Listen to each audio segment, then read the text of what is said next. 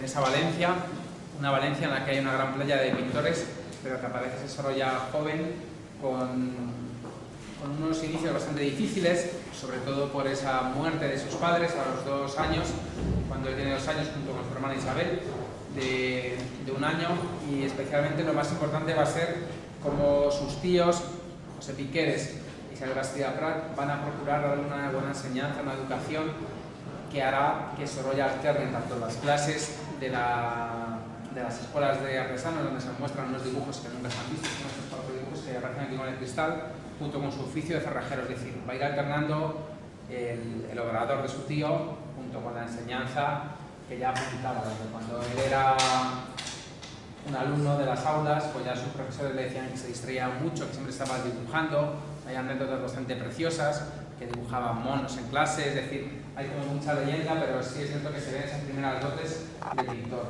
Por tanto, lo que hemos pretendido reunir es esa selección de esos primeros años, de obras no tan fáciles de ver y especialmente bastante sorprendentes, que yo espero que gusten, ¿no? Sobre todo para entender mejor a ese artista que fue Sorolla. Aquí, por ejemplo, empezamos la exposición con su partida de nacimiento, que tenemos aquí.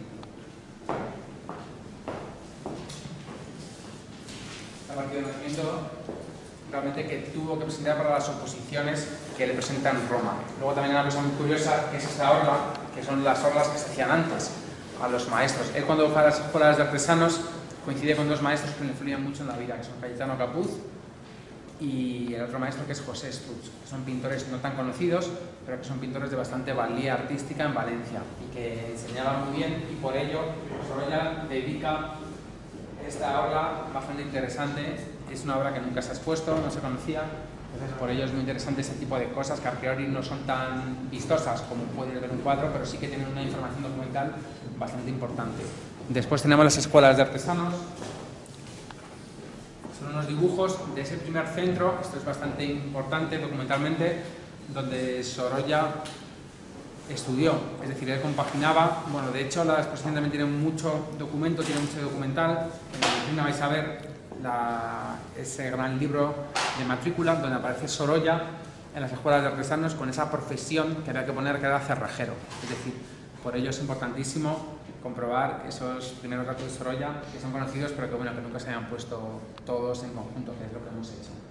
Aquí se ven claramente los referentes, ¿no? Esos pies, esa antigüedad clásica, también esa Inmaculada de Murillo, ¿no? Que todos conoceréis, este retrato del rey de Roma, que es un cuadro de Pierre-Paul Proudhon, que aparece aquí, del Museo del Louvre de París, es decir, esas tendencias neoclásicas que se impregnaban en las academias, o esa tendencia orientalizante tipo Fortuny que vemos con esta pareja de árabes. Después hay otros géneros muy importantes, la Real Academia de San Carlos de Bellas Artes, sobre todo esa pintura de flores, que es una pintura bastante sorprendente por esa tendencia a esos bodegones, esas naturalezas muertas importantísimas. Este está dedicado, por ejemplo, a su maestro, a Ricardo Franch, que era maestro de grabado en la Real Academia de Artes de San Carlos. En la parte superior tenemos ese famoso bodegón, esta es la primera obra que se considera de Sorolla, que es ese bodegón que pinta con 15 años, ya ven la maestría. Otro bodegón por ahí cercano, que es Sebastián Guesa, no sabemos muy bien esa influencia, ¿no?, que tiene Sorolla de esos bodegonistas, especialmente este cuadro que pinta con 15 años con esa perfección que vemos en las uvas. Ya sabéis lo que decía Ceusis, ¿no?, que pintar uvas era lo más complicado en una pintura griega. Pues aquí están esas uvas representadas, la granada, y especialmente este cuadro tiene mucha historia, una leyenda muy bonita, que es que su suegro, Antonio García, lo compra en el rastro de los Santos Juanes, que es un rastro que había en la granja en Valencia. Aquí este rastro. Entonces, cuando va a casa no sabe que es de Sorolla. Luego Sorolla, cuando aparece por su casa, dijo que lo había pintado él. Y a partir de ahí es cuando Sorolla empieza a ser considerado un pintor importante para Antonio García Pérez. Y luego tenemos estos cuadros que son bastante curiosos, con un verde espectacular, que son los cuadros que se hacen en la Academia de San Carlos, especialmente con la figura de Gonzalo Salva Simbor, que es este pintor no tan conocido, pero que es quien alenta a los discípulos a salir a la naturaleza, a pintar al aire libre. Son las representaciones que hace Sorolla. Por ejemplo, esa choza en el cabañal, esas valencianas en la huerta, estos paisajes bucólicos que recuerdan mucho, es decir, a esa pintura, ¿no?, que se hace en Francia a finales del XIX, especialmente son esos ecos franceses que vemos en la pintura. Y también luego, cuando viene a Madrid, aprovecha para hacer paisajes, como están viendo aquí. Esta es la portada del Hospital de la Latina, que todos conoceremos, ¿no?, que está en la calle Toledo, pero que hoy está en la Universidad Politécnica de Madrid. Antes de derrumbarse fue para allá, la Universidad Politécnica, cerca del Museo del Traje. Esta es la portada. Y luego esta vista, ¿no? de ese Madrid finisecular, un poco con esa idea, ¿no? De las corralas, esas casas de pobres, muy en la línea, ¿no? De lo que hace Galdós con Misericordia. Por supuesto, este bodegón, que es preciosísimo, del año 83, pertenece a la colección BBVA, un bodegón que realmente es espectacular, ¿no? Para contemplar esas anatomías, al igual que esa acuarela, que es una adquisición nueva, que también tenemos. Este estudio anatómico de espaldas, donde ya se muestra, ¿no? Se Sorolla cómo refleja esas anatomías tan importantes que luego veremos en algunas adquisiciones. Esta parte se inspira en esa Valencia, ¿no? Donde nace Sorolla. Es una fotografía de Pascual Pérez de 1859, y lo más importante es descubrir pues realmente un poco el legado, ¿no? Documental que tenemos de Sorolla, ¿no? Como vemos aquí, ¿no? En esos diplomas que recibe de las escuelas de artesanos, las medallas, las memorias, esto es para ver tranquilamente, las memorias, los libros de matrículas donde aparece ese Sorolla con 14 años, ¿no? Que ingresa en las escuelas a aprender a dibujar. Aquí es donde aparece profesión cerrajero, no sabemos si se refiere a su tío o se refiere a él. Era un poco esa mezcla, ¿no? Por eso es normal en los patrones, ¿no? Que aparezcan este tipo de cosas. O este azulejo es muy bonito porque tiene mucha historia. Cuenta la leyenda que es un azulejo de la casa donde vivió Sorolla con sus padres, que como bien sabemos murieron con 2 años. Entonces Sorolla, en una visita posterior a Valencia, recogió este azulejo de la casa donde vivieron sus padres. Por eso tenemos como cosas bastante emotivas, al igual que estas fotografías, ¿no? De las escuelas de artesanos, de ese Sorolla no tan conocido de aspecto, con ese aspecto juvenil. Clotilde aparece aquí con un kimono japonesa. Es decir, también tenemos la gran suerte en este museo que el suegro de Sorolla es fotógrafo, que es Antonio García. Entonces, por eso tenemos tanto fondo documental fotográfico. Pasamos ya a Madrid. En Madrid, Sorolla presenta 3 marinas a la exposición del 81.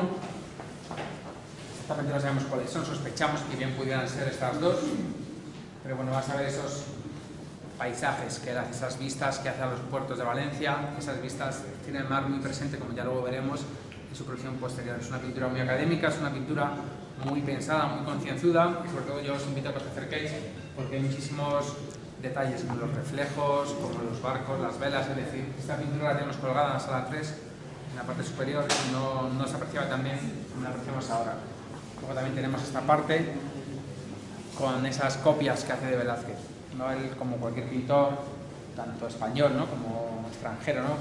Dígase, por ejemplo, Manet, Marie Cassatt, estos pintores que vienen al Museo del Prado, estos viajeros románticos ingleses y vienen a copiar a Velázquez. Aquí tenemos estas copias que hace Sorolla. Hemos puesto esta fotografía estereoscópica. No es Sorolla, se parece, pues son de pintores del 19 que están copiando en las salas centrales del Museo del Prado. Por eso es importantísimo, ¿no? Ver esa evolución, esas pinturas, realmente de esa cabeza de Spínola. Este Marte, que es precioso, es una pequeña tabla. Cuando esta tabla los colores brillan más, como bien sabéis, ese fragmento de las hilanderas o las cabezas del caballo de Felipe IV. Es decir, un buen pintor, ¿no? Ya sabéis, un pintor que pinta caballos. O luego tenemos como sorpresas muy bonitas, como esta cabeza de Menipo, este fragmento, o la cabeza de Spínola. Es decir, aquí vemos la diferencia, ¿no? Aquí digamos que es como más ticianesca, con ese no finito típico veneciano que vemos aquí en ese Sorolla, que copia Velázquez, y aquí es como con más brillos. O sea, lo más importante es esa figura indiscutible de Velázquez. La museografía es muy importante porque se pretende un poco evocar ese ambiente académico, ese ambiente de taller, ese ambiente tan espectacular que vemos en las salas, ¿no? Que simulan el obrador de una artista. Aquí tenemos unos 3 cuadros que nos hablan de esa influencia de Fortuny y de ese orientalismo. Es ese cuadro que se ha descubierto para la exposición, este cuadro, que es una colección privada valenciana, este cuadro, que si os fijáis, es un retrato de un hombre que está dedicado a Burriel. Burriel era un pastelero muy importante aquí en Valencia en el siglo XIX. Lo que se hacía era que se exponían pequeñas obras de arte en los comercios más importantes, más interesantes que había cerca de la Plaza del Reine. Una de ellas era la confitería Burriel, al igual que la papelería de Faustino Nicolás en la antigua calle Zaragoza, y se exponían cuadros de este formato. Y por eso este es, para que se vea muy bien esa manta morellana, esos colores, ¿no?, que representan muy bien esa influencia fortuniana en todos los pintores. En la posada es una adquisición que acaba de hacer el Museo Sorolla, con esas figuras en el interior de una taberna, quizás con esos tocos valencianos que, como veis, son muy similares, y ya con ese gran uso de los blancos. Estamos viendo en la parte superior derecha que nos habla, ¿no?, de ese Sorolla conocedor de ese color que va a ser santo y seña de su producción más importante. Si os fijáis, el color es como muy los filósofos de Velázquez, es decir, siente muy bien ese manejo de las luces y sobre todo esa pasión velazqueña que tiene Sorolla y que también le mostraron sus profesores, Francisco Domingo Marqués, que aparece en una de las fotografías, o Gonzalo Salvasimbor. Y luego este cuadro, que es una joya de la exposición, este cuadro viene del Museo Montserrat de Barcelona, que es un árabe acechando la ocasión de la venganza. Este árabe que aparece aquí está mirando una pistola, como vemos aquí, con estas mantas, esos colores, esa explosión de colores, como vemos la figura esta del hombre, como veríamos en el grito del Palleter. Este tipo de uso por ese empleo de las luces, con el colorido, que van a ser muy características del primer Sorolla. Se pretende reconstruir la exposición regional del año 83 en Valencia, una exposición que le dio bastantes éxitos, sobre todo por la monja en oración, que es con la que gana su primera medalla, que es esta monja que ya vino en la exposición Tormento y Devoción, pero que es una obra magnífica y que realmente es el premio que le da la medalla de oro. Y aquí se muestran las tres adquisiciones que tenemos del museo. Es decir, este oferente, que acaba de entrar en la colección, la Sagrada Paloma y Caballero con Banda. Caballero con Banda entró hace un par de años y esos han sido los de nueva adquisición, tanto en la posada como estos dos.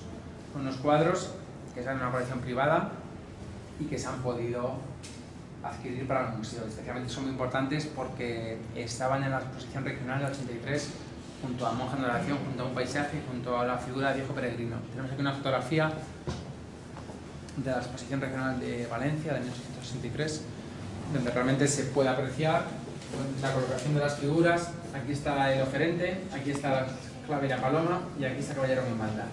Y entonces es un poco esa disposición decimonónica la que hemos pretendido dar ese aire a la exposición, como veis, ¿no?, con cuadros remontados, con esta especie, ¿no?, de esta disposición museográfica que se infundió en las exposiciones.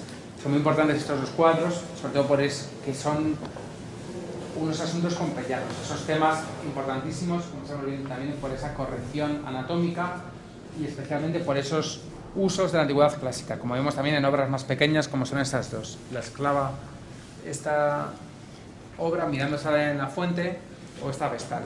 Es decir, son unas obras que nos llevan a esta antigüedad clásica grecorromana importantísimas.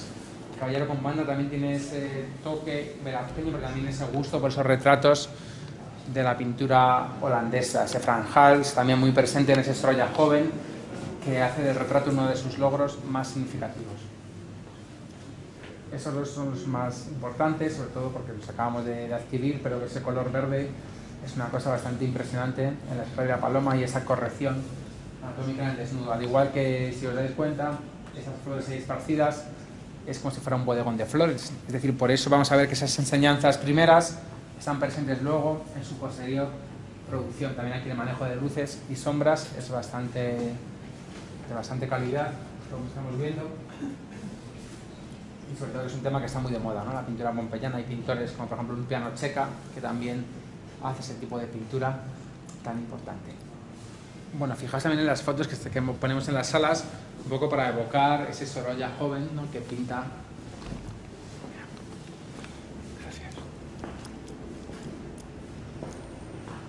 Aquí estamos en el lugar de premios.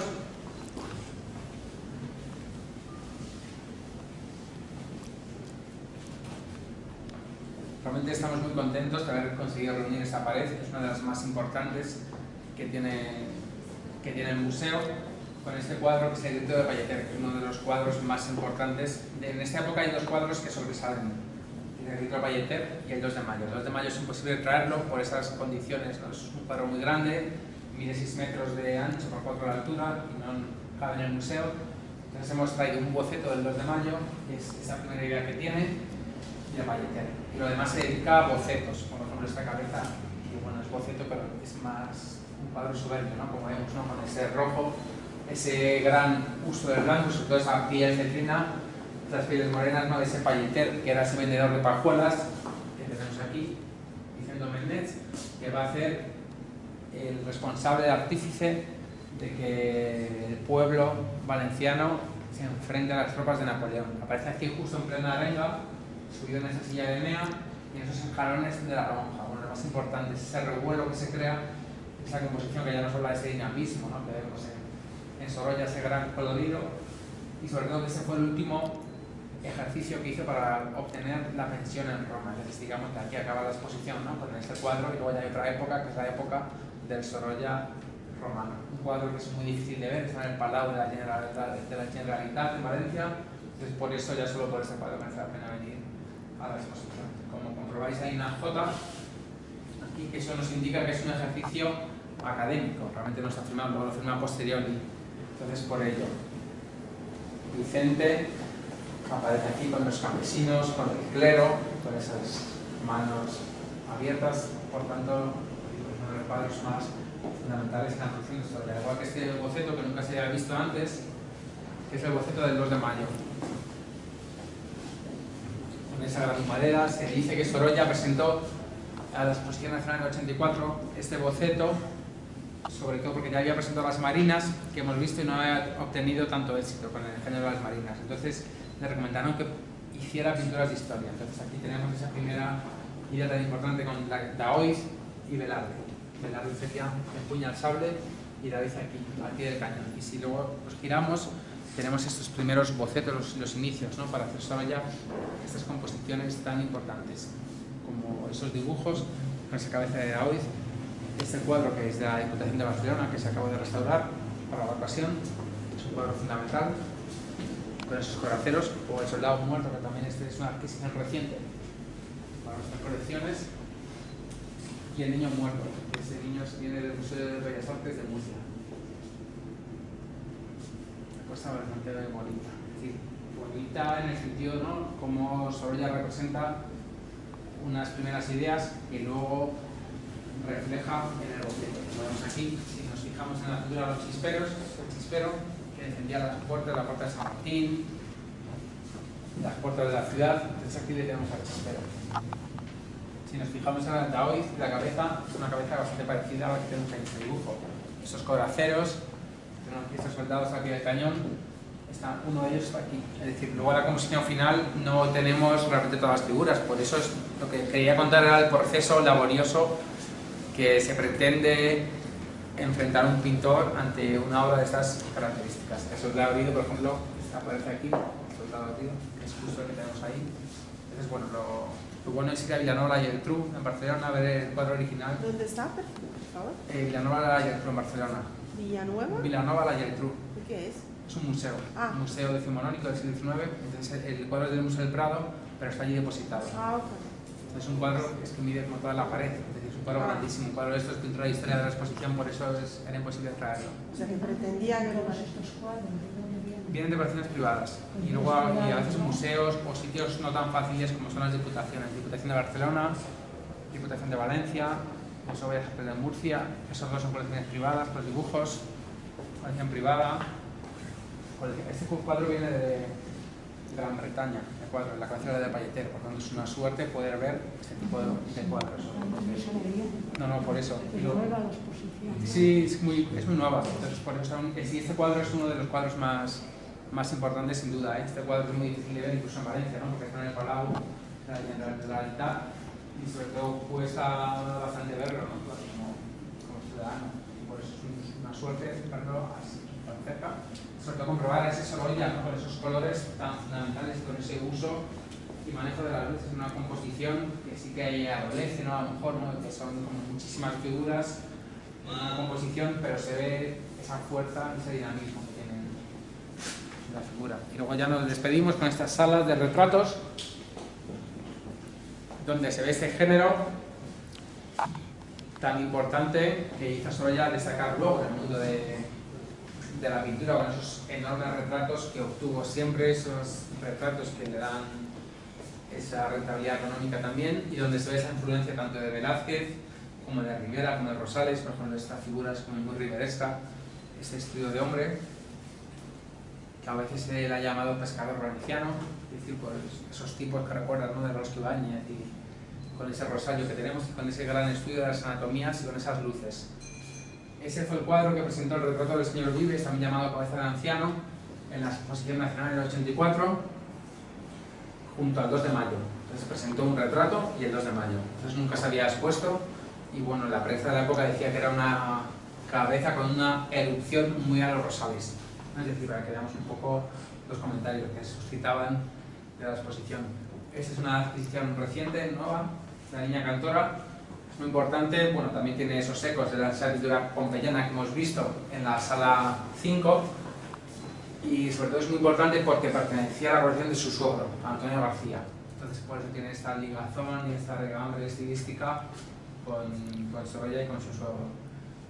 Pues quizás sea una niña cantora, se llama así, de estas escolanías que había por el Colegio de Patriarca en Valencia, es decir, pero bueno, es un cuadro con una pincelada muy precisa, muy delicada. Hay una inscripción que habla que es de Antonio García, por ello es una compra de la que estamos muy contentos. La hermana del pintor, Concha Bastida. Otra adquisición que se hizo el año pasado, que es esta cabeza de niña.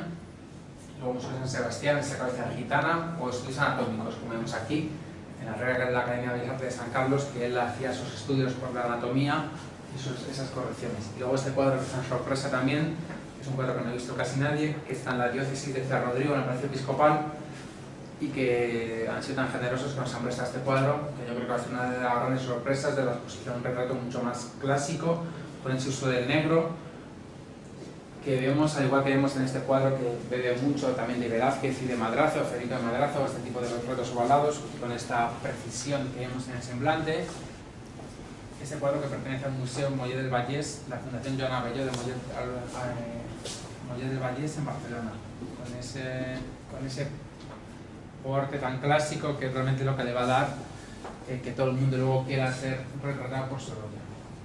También hay una cosa muy bonita que es esta fantasía, que es estas cabezas que nos indican esa forma, esa creación del pintor. Por un lado, estas cabezas se repiten en el 2 de mayo, tanto este como este, aparecen en el 2 de mayo. Este es uno de sus primeros maestros, que es Pradilla. No si conocéis a Pradilla, probablemente sabéis, identificáis rápido. Pero hay cabezas como esta que suponemos que a lo mejor también gustaría para el Palleter, porque es justo del año 84. Este cuadro, que se llama Mis amigos, pero que realmente es un boceto para cabezas del 2 de mayo. Y bueno, eso es lo que hemos querido representar y mostrar en las salas para que haya no una nueva visión de Sorolla, sino para entender mejor a ese Sorolla que todos conocemos hoy en día, pero con estas obras de juventud que realmente van a dar una nueva visión muy bonita, sobre todo porque son obras que nunca se han visto y que, como ya veis, la calidad es soberbia. Gracias.